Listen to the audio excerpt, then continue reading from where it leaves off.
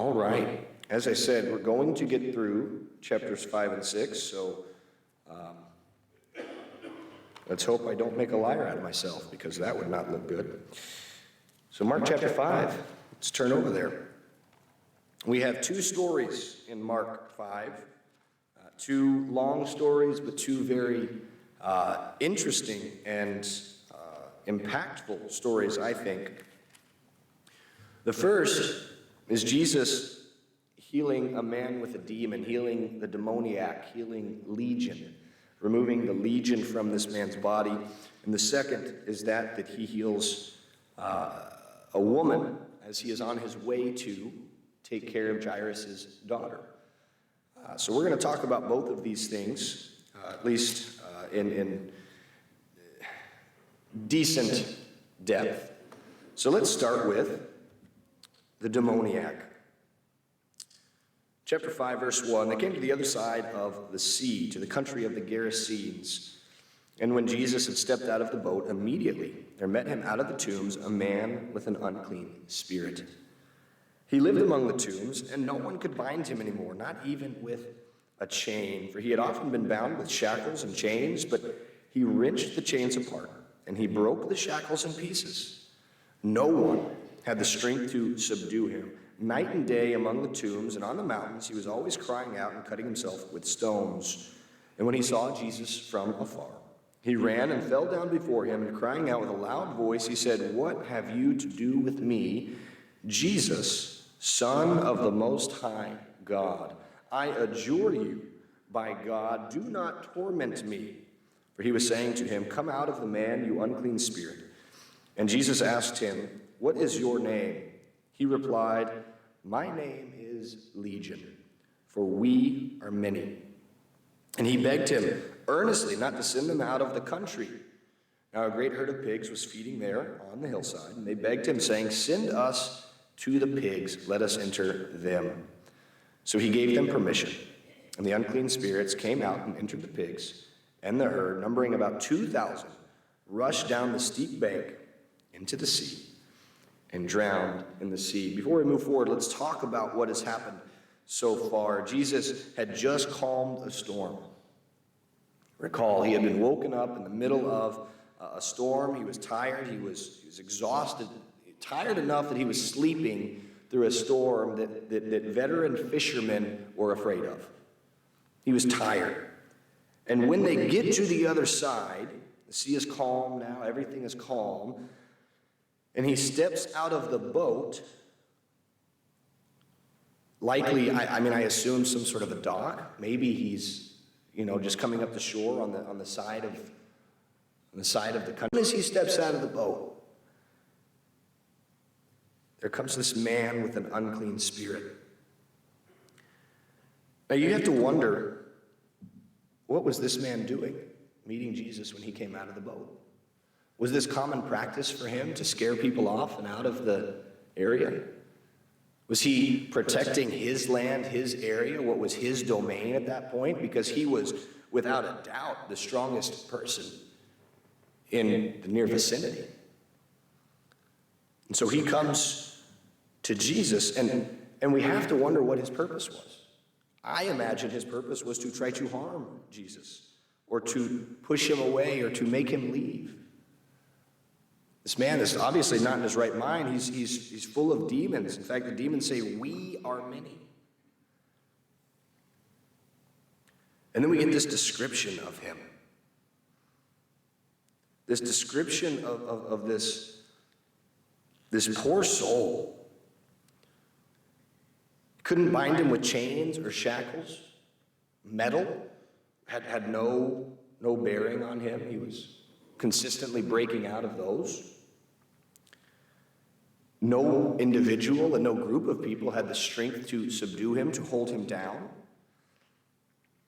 And night and day, among the tombs, he was crying out and cutting himself with stones. It seems like this man didn't really sleep either. Night and day he was doing this. And he was crying out. And what was he crying out for? Out of pain? Maybe for help? Mark is trying to paint a picture with words that I don't know that we can fully appreciate. This man, this poor soul, has been living on his own, cutting himself, harming himself, not able to sleep, with chains around him. I mean, this man has been in serious pain. And so maybe there's some part of him that comes to Jesus because he knows. Because he knows. And regardless of the reason that he came to Jesus, he came to Jesus. He found the Christ. And what happens when we find the Christ? What happens when we seek out the Christ? Our problems are taken care of too. Verse 6. When he saw Jesus from afar, he ran and fell down before him. This man, these demons, are aware of who Jesus is. Now, why are they aware? It could be that they heard of Jesus healing people, healing the man with the withered hand. It could be that he's heard of the conversations that Jesus has had with others. We don't fully know how, but we do know that he has heard. Or at the very least, these demons are aware of who Jesus is. As we see throughout the entire New Testament, all of the gospel accounts, the demons know Jesus. They're aware of Jesus. They respect the power of Christ. And this question, this question that they have, what have you to do with me? Why have you come here? What is your purpose in being here regarding me? And then, seemingly without having been told, he says, your name is Jesus, Son of the Most High God. This demoniac sought out Jesus for a reason. Maybe the demons wanted Jesus gone, but they don't have that power, do they? They don't have that authority to remove Jesus. No, Jesus has the power to remove them. These demons are asking, isn't this just such an ironic question, or an ironic statement? The demons are asking, I adjure you by God, do not torment me. Have you thought about that? This man who has been tormented for weeks, months, we don't know how long, is speaking through the demons, or the demons are speaking through him, or in some fashion the demons are talking. And the demons say, do not torment me. Man. We don't like bad things to happen to us, do we? We don't like it when things don't go our way in life. We don't like it when people are rude to us, when they look down on us, when they treat us as if we are lesser than. Are we ever guilty of doing the same to others?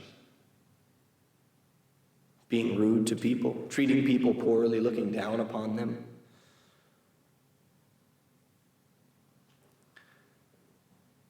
Do not torment me.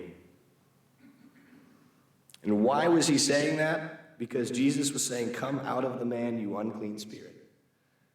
Jesus' words were having power upon these demons. He was drawing them out. He was pulling them out. And the demons said, no, please stop. We're happy here. This is our home. We like causing this man pain and problems. Leave us where we are. So Jesus asked, what is your name? Now, I imagine that Jesus is speaking to the demons. We don't given the text, that's the most logical explanation. He could have been asking the man, but the demons reply, "My name is Legion, for we are many." When I see this, what I see is a Hollywood movie where, Jesus is going up and asking them, and they respond in some sort of a weird voice, "We are Legion, for we are many." And just the terror that would surround that statement. I know that if I went up to somebody and asked them their name, and they said, "We are Legion, for we are many," I'm probably going to turn around and walk the other way. Like, I'm not going to stay for too long talking with that individual. Jesus, though, well, I'm not Jesus. Jesus has the ability. He has the power. He has the authority to handle this. And the man, it says, begged him. Remember, he's already down on the ground. He's on his knees at this point. I mean, he has fallen before God. The demons have fallen before God. If there's ever any doubt as to who wins, who's in control, who has more power, the answer is always God. And then he says, "Please don't send me out of the country." And I find that such a weird question to ask. Don't send me out of the country. Leave me here in the Gerasenes. Don't send me elsewhere. And then there's this great herd of pigs. Aren't they cute?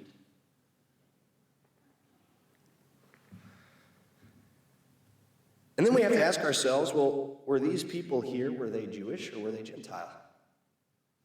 Because some people may ask the question, well, why did Jesus ruin the livelihood of these herdsmen? Well, if they were Jewish people, were they allowed to have pigs? No, because pigs are unclean.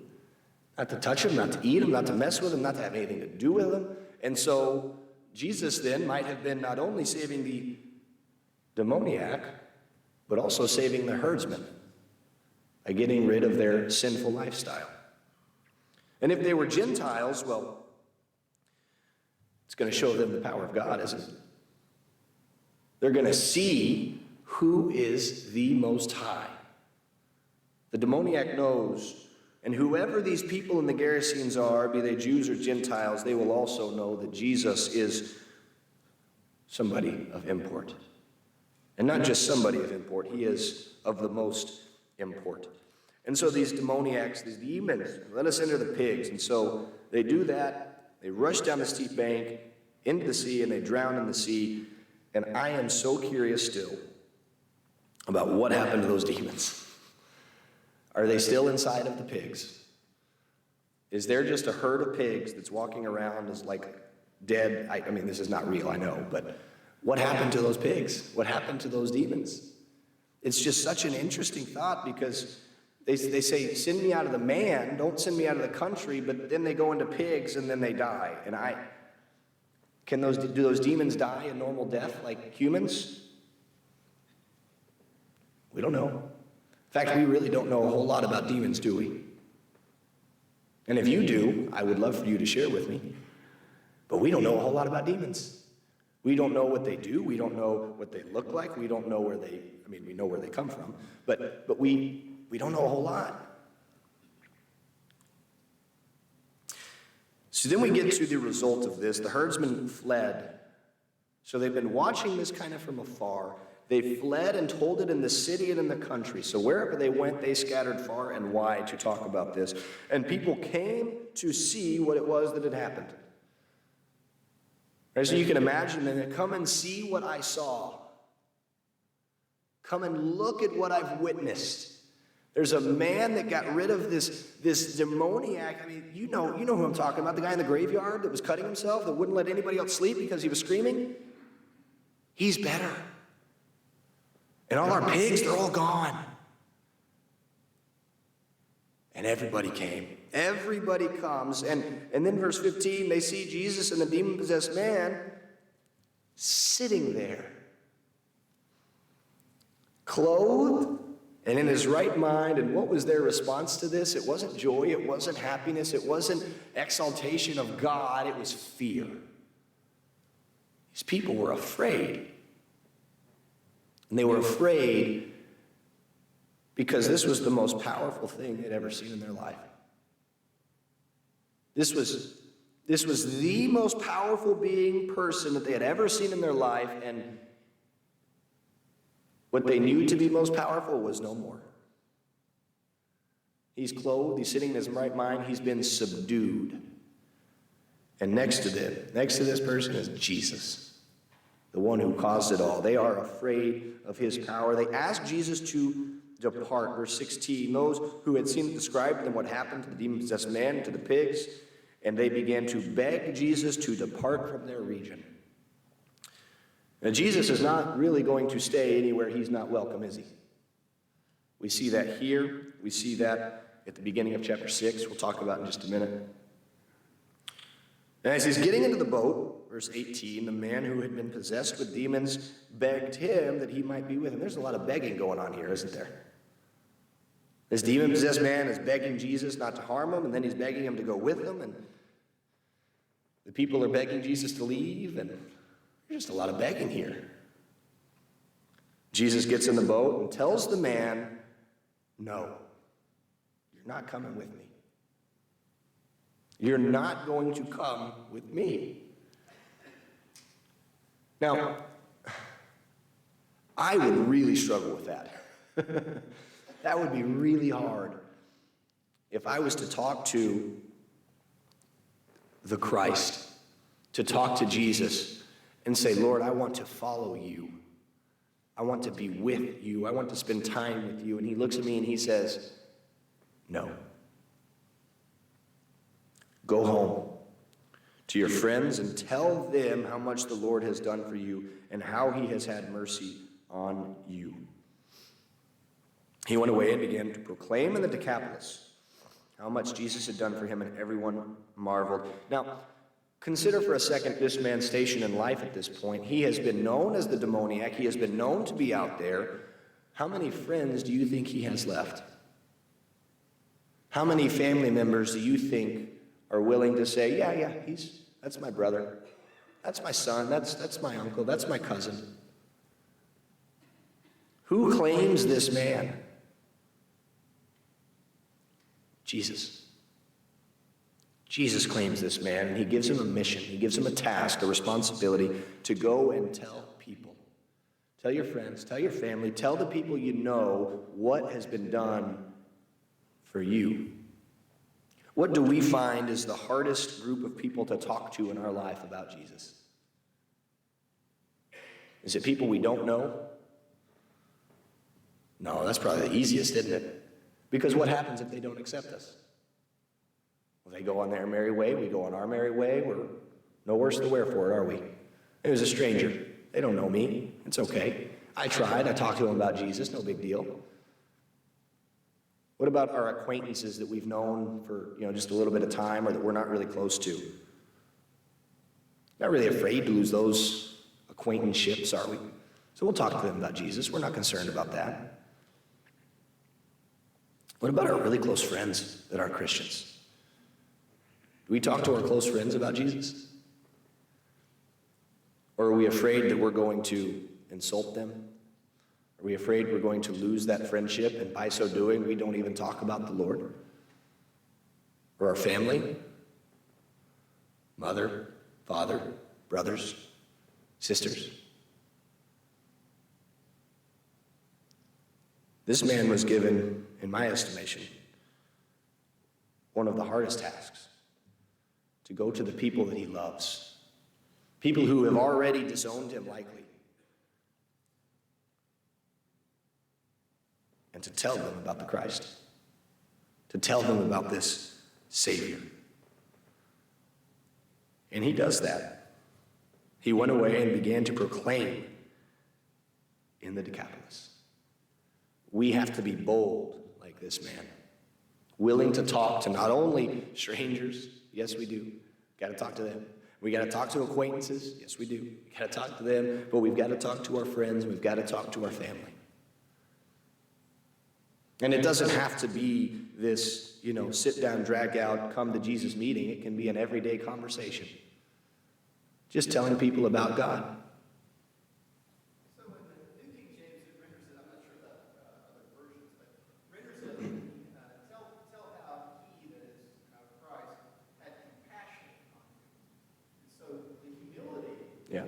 that it allows us to, when we speak to Jesus, about Jesus to people, if we talk to people about what Jesus has done for us, how he's had compassion on us, Yeah. then that allows us to be humble, not so preachy, and Yeah. be humble about the message itself. I think it just makes it easier. Yeah. For those that didn't hear, couldn't hear, the New King James renders this, that he goes and tells people about the compassion that Jesus had on him.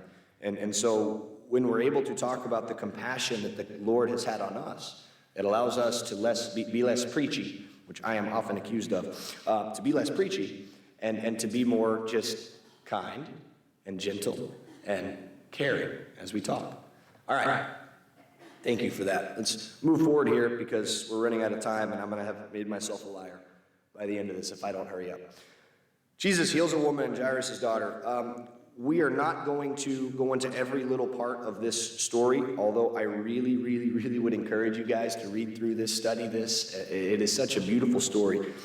Jesus, when I say that, we're not going to read every verse. We're going to talk about it, though. Jesus he again crosses the boat. He goes to the other side of the sea, and there's a great crowd that comes about him. And this man, Jairus, he's a leader in the synagogue. He comes and falls on Jesus' feet, or falls at the feet of Jesus and implores him and says, "My little daughter is at the point of death. Come and lay your hands on her so that she may be well and live." It just hit me that this is his little daughter, and I have always wanted a little girl, and so I couldn't even begin to fathom what this man is going through. This is his little girl, his whole world, and she's not just sick. She's at the point of death. He's about to lose her forever. And he comes to Jesus. Come and lay your hands on her so that she may be made well and live. He believes, he has faith, he knows. If you're just there, if you just put your hands on her, she will live. I know it. And so they start to walk that way.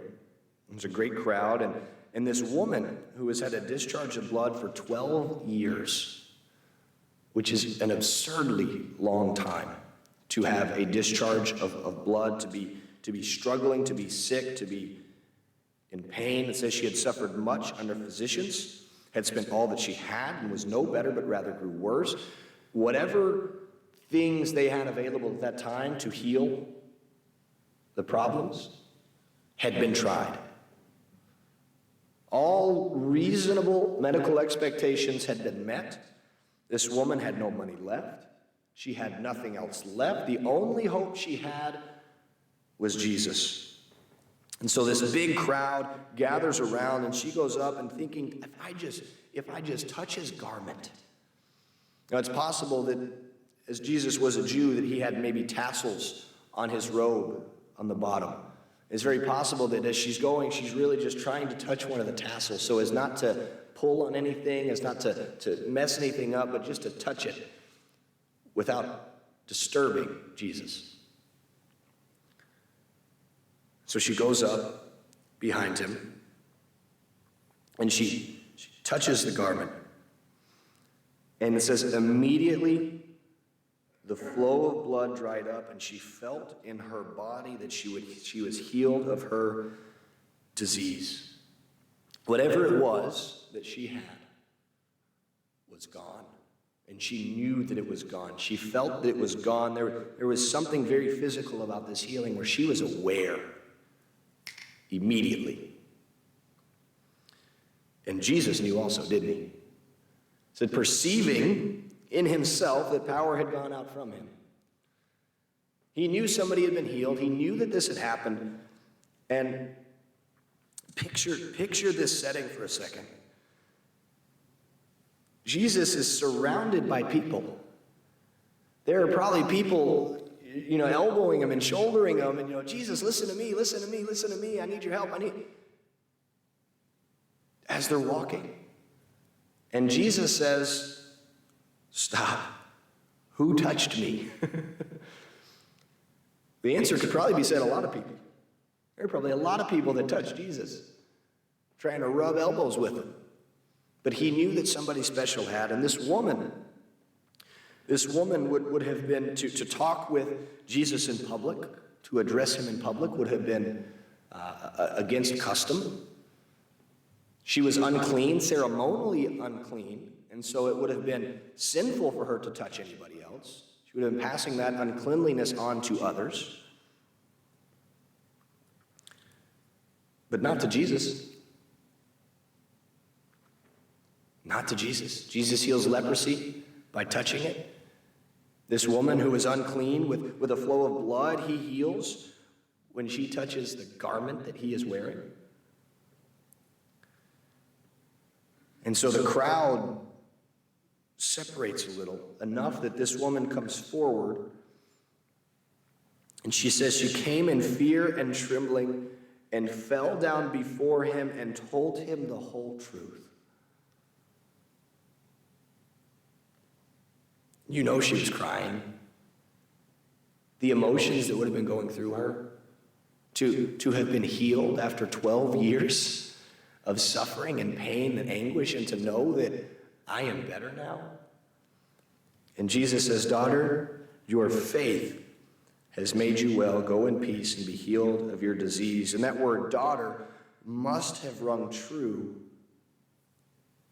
for Jairus. Because recall, he's on his way to heal the daughter of Jairus. Daughter, your faith has made you well. And Jairus is standing there probably impatient, wondering, Jesus, can we go? Can we move? My daughter is dying. And as this happens, somebody comes from the house and says, your daughter is dead. Why trouble the teacher any further? He can do no good now. Your daughter's dead. It's a very blunt way to put it. Your daughter is dead. Can you imagine what Jairus must have felt there? To hear those words, to come to the understanding that my daughter has left this earth, there's just nothing to do now. But Jesus turned to him and says, do not fear. Don't be afraid. Don't be afraid that she's gone. Don't be afraid. Do not fear. Only believe. Now, some may take this text and say, well, listen, all we have to do is believe in Jesus and we'll be saved. That's all Jairus did after all. Jesus told him only believe, and he did that, so, he's good. But people who make that statement that only belief is required neglect the idea, and neglect the fact that Jairus walked and found Jesus, talked to Jesus, implored Jesus, asked Jesus to help, walked with Jesus all the way back, and then had faith and belief, even after he was told that his daughter had died. There is action that must come with our faith and our belief in all things. And Scripture is very clear on that front. And so Peter, James, and John go into the house. Well, why these three? We don't really know specifically why. It's his inner circle. It's his best friends. Maybe he's preparing Peter to help lead some of the apostles, to be the leader that he's going to be in the New Testament times. James and John are brothers, preparing them as well. Why not the others? We don't know. But now there's three witnesses. Now there's three witnesses from Jesus and also the Father. And so they go into the upper room. Jesus goes into the house, and in fact, it was said that the Jews would hire professional mourners. In other words, they would pay people to come in and to cry, and to mourn, and to weep, and to lament, and to be inside the house and make a show of it. And so you can see then that this change of tone, they came to the house, to the ruler of the synagogue, Jesus saw a commotion, people weeping and wailing loudly. And when he had entered, he said to them, "Why are you making a commotion and weeping? The child is not dead, but sleeping." And they laughed at him. That's a pretty drastic change in emotion, isn't it? From weeping and wailing loudly to laughing. There's no anger in the middle there. I know if I'm weeping and wailing at somebody that has died and somebody comes in and says, "Why are you doing this? This child's not dead," I'm going to be angry. I'm not going to be laughing. I'm not going to be trying to make fun of what is being said. There's anger that will be there. These people are not, they may not have even known this girl. They're there for a show. This isn't serious to them, aside from it being their livelihood, but it's not their daughter. So Jesus just sends them outside. And knowing that he's got Peter, James, and John, and the father, and the mother, takes them all upstairs and says, "Talitha kumai," which means, "Little girl, I say to you, arise." And immediately the girl got up and began walking. And what did Jesus do here? He said, "Don't tell anybody." And what did they probably do? How are you going to keep that secret? How are you going to keep that in? My little girl that was dead is now alive. The mother and the father witnessed it. Peter, James, and John witnessed it. There is proof and evidence that it happened. Chapter 6 in 9 minutes. Oh, got this. Jesus is rejected at Nazareth. This is his hometown, and we talked about this just a minute ago. Jesus is not going to stay where he is not wanted. One of the verses that really sticks out to me, verse 3, is not this the carpenter, the son of Mary, and brother of James, and Joseph, and Judas, and Simon? And are not his sisters here with us? And they took offense at him. There are a couple of things that are told just in this verse. One is that the people of Nazareth knew who he was, and because they knew who he was, and because they had seen him grow up, because they had seen him from a child all the way up into a young man, they didn't believe in him. It wasn't until you were 30 years of age in the Jewish community that your words held any weight. Until you were 30. It's quite a long time for you to have to say stuff and people don't care about it. Jesus started his ministry at what age? 30.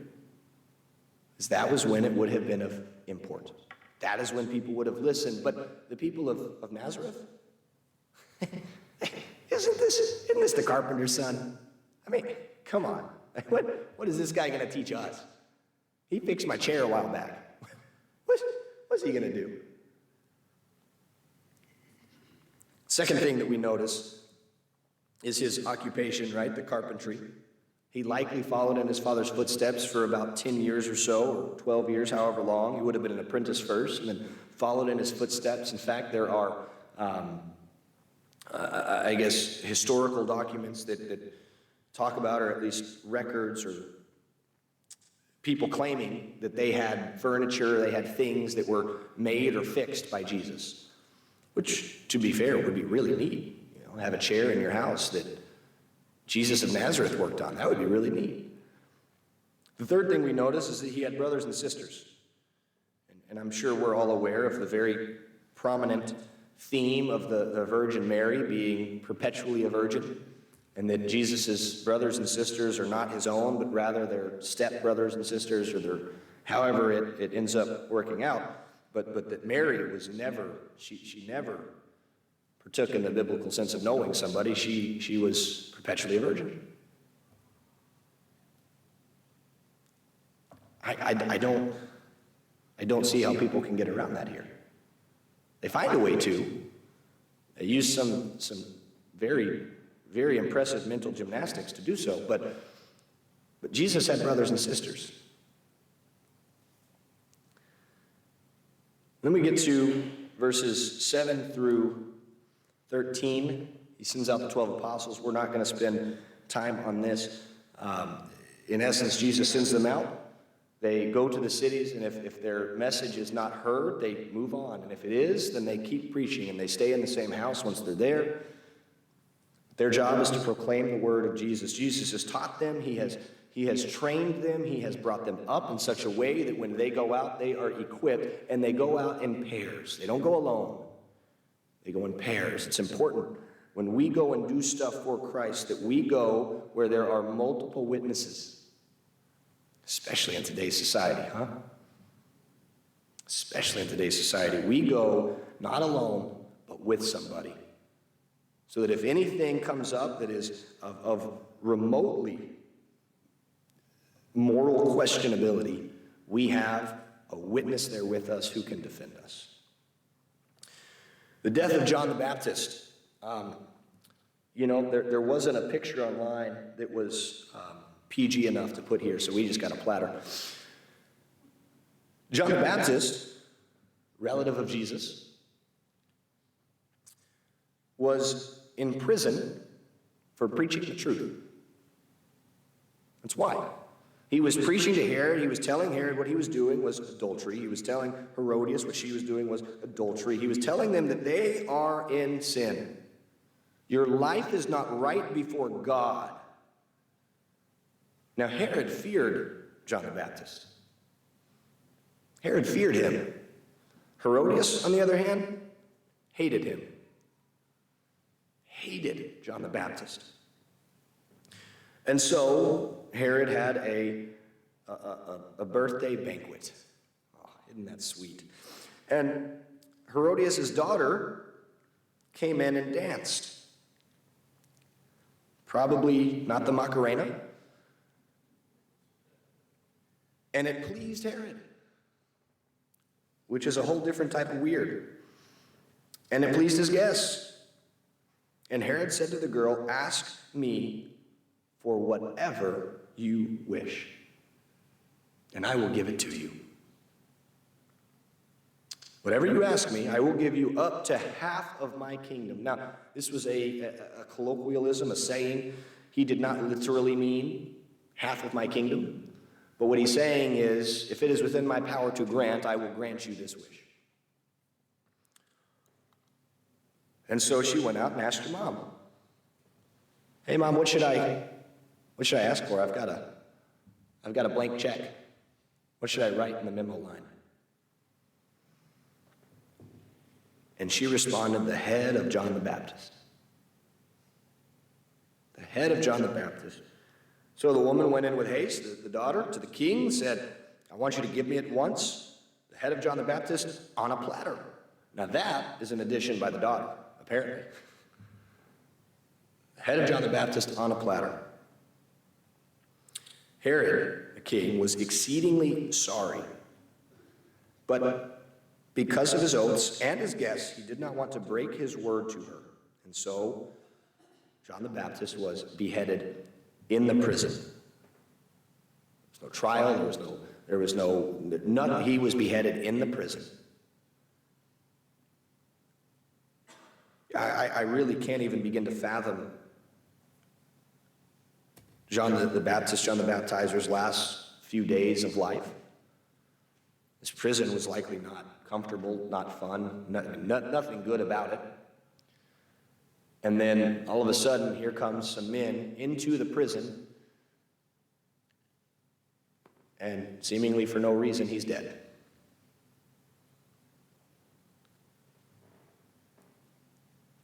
What a terrifying way to end your life. And we know that this hurt Jesus. That Jesus was hurt by this. This was his cousin. This was his relative. Then we get to verses 30 through 44. We are not going to get through all of this. So what we're going to do is stop here because the bell's about to go off to tell me that my time of talking is over. And we're going to pick up next week, the end of 6 and into chapter 7. I apologize for not making it all the way through, but thank you all for your attention and time.